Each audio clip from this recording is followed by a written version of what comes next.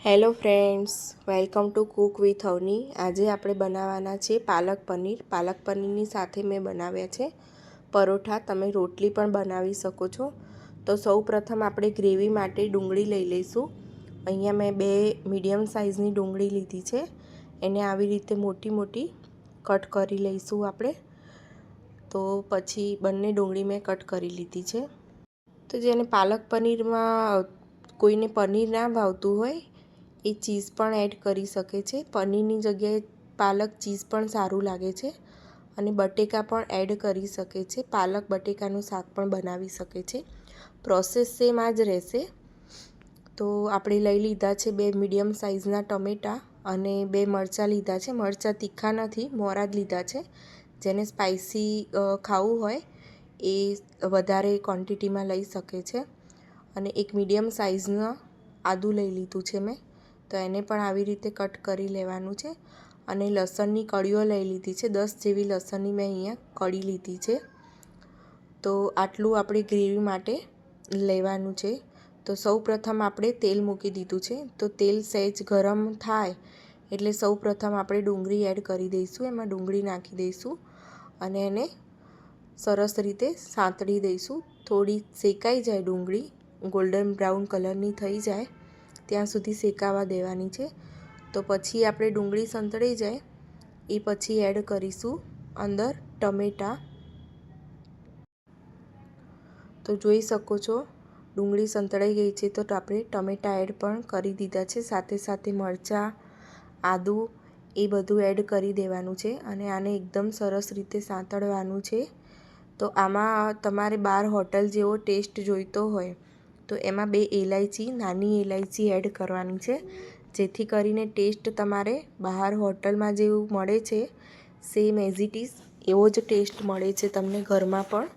તો તમે આ રીતે ગ્રેવી બનાવીને રેડી કરી શકો છો। પંજાબી શાકમાં કોઈ પણ તમે બનાવતા હોય તો આ રીતે ગ્રેવીની પ્રોસેસ તમે કરી શકો છો। એ પછી ફરીથી મેં થોડુંક 1 ચમચી જેટલું તેલ લઈ લીધું છે અને પાલકને ધોઈને આમાં આપણે થોડીક વાર સાંતળી દઈશું, જેથી કરીને કલર એનો સારો આવે છે। તો પાલકમાં જે પાણી હોય એ છૂટી જાય ત્યાં સુધી થોડીક શેકાવા દેવાની છે પાલકને। તો થોડીક શેકાઈ જાય આ જોઈ શકો છો તમે કે પાલક સરસ પાકી ગઈ છે અને એણે પાણી પણ છોડી દીધું છે। તો બંનેને મેં મિક્સરમાં ક્રશ કરી દીધું હતું। બંને ગ્રેવી થઈ ગઈ છે। ડુંગળી ટમેટાની પણ ગ્રેવી થઈ ગઈ છે અને પાલકની પણ ગ્રેવી થઈ ગઈ છે। તો મેં તેલ અને બટર લઈ લીધું છે। અહીંયા તમે બટરની જગ્યાએ ઘી પણ એડ કરી શકો છો। તો હવે બટર મેલ્ટ થાય એટલે આપણે સૌપ્રથમ ડુંગળી ટમેટાવાળી ગ્રેવીને સાંતળી દઈશું। એકદમ સરસ રીતે એને સાંતળી દેવાની છે, જેથી કરીને ટમેટા ડુંગળીની અંદર જે કચાશ હોય એ એકદમ પાકી જાય, જેથી કરીને આપણું સબ્જી સારી થાય છે, દાળ જેવી સબ્જી થાય છે। તો આ રીતે આપણે થોડીક વાર એને સાંતળી દેવાની છે। એ પછી થોડાક આપણે મસાલા એડ કરવાના રહેશે, થોડા સ્પાઇસી મસાલા, જેમ કે મરચું છે, થોડુંક ધાણા જીરું છે અને થોડી હળદર નાખી છે। એ રીતે આપણે મસાલા એડ કરશું, થોડુંક મીઠું એડ કરશું એમાં। તો આ બધા મસાલા એડ કરીને એકદમ સરસ રીતે એને પકવી દેવાનું છે। થોડીક વાર આપણે એને જોઈ લઈશું કે થોડીક વાર ગ્રેવી સરસ રીતે થઈ ગઈ। તો જોઈ શકો છો કે ગ્રેવી સરસ થઈ ગઈ છે, તેલ ઉપર આવી ગયું છે એટલે મસ્ત મજાની ગ્રેવી સરસ થઈ ગઈ છે। હવે આમાં આપણે એડ કરીશું પાલકની પ્યુરી એડ કરીશું, જે આપણે ક્રશ કરીને રાખી હતી। એને એડ કરીને એકદમ મિક્સ કરી દઈશું બંને ગ્રેવી, જેથી કરીને એકદમ એનો કલર સરસ બહાર જેવો ગ્રીન કલર તમને દેખાશે। તો આપણે એકદમ મસ્ત રીતે હલાવીને કમ્પ્લીટ કરીને ગ્રેવી રેડી કરી દીધી છે। આને હવે થોડીક વાર કૂક થવા દઈશું મીડિયમ ફ્લેમ ઉપર। એને 5 મિનિટ જેવું પાકવા દેવાનું છે।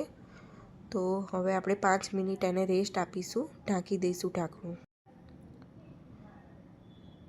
તો તમે જોઈ શકો છો હવે આપણે જોઈ લઈએ કે થઈ ગઈ છે ગ્રેવી રેડી।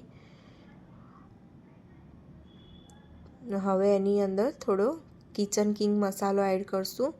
પંજાબી સબ્જીઓમાં આપણે કિચન કિંગ મસાલો યુઝ કરીએ છીએ. જેને એ ના ફાવતો હોય એ ગરમ મસાલો પણ એડ કરી શકે છે, પણ મોસ્ટલી પંજાબી શાક તમે જ્યારે બનાવતા હોય ત્યારે કિચન કિંગ મસાલો નાખો તો એનો ટેસ્ટ બહુ જ સરસ આવે છે.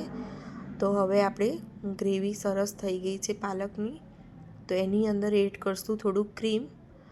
તો ક્રીમ નાખીને પછી પનીરના નાના નાના ટુકડા કરી લીધા છે મેં અહીંયા, તો પનીરના ટુકડાને પણ એડ કરી દીધા છે. તો હવે બંને સરસ રીતે મિક્સ કરી દઈશું. તો રેડી છે પાલક પનીરનું સબ્જી. આનો ટેસ્ટ સેમ બહાર હોટલ જેવો જ આવે છે. તો પ્લીઝ જેને આ વિડીયો ગમ્યો હોય એ લાઈક, શેર અને સબસ્ક્રાઈબ કરજો. Thank you for watching.